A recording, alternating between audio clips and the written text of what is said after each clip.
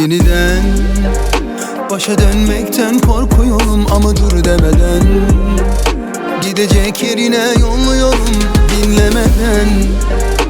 Çekip git anlamadan sormadan, bekle dönerim ben yeniden. Dinle son pişmanlık kendine düşman, ne etsem olmadı artık ardından koşmam. Hiç zorlamam. Yaralarım gelsin diyor, yarınlarım batsın diyor. Sabahlar teselli vermiyor, içimde acılar dinmiyor. Koşsam yine yetişemem, sen de dur deme. Zor direnemem, kurulmuş üstüme bir kör düğüm. Çözmeye kalksam da çözemem.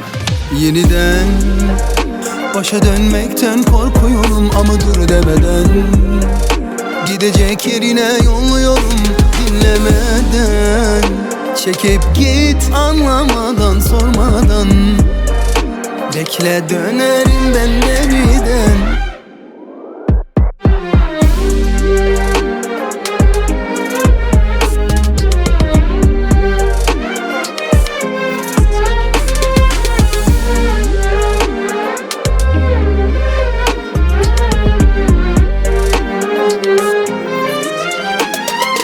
Yaralarım gelsin diyor, yarınlarım batsın diyor. Sabahlar teselli vermiyor, içimde acılar dinmiyor.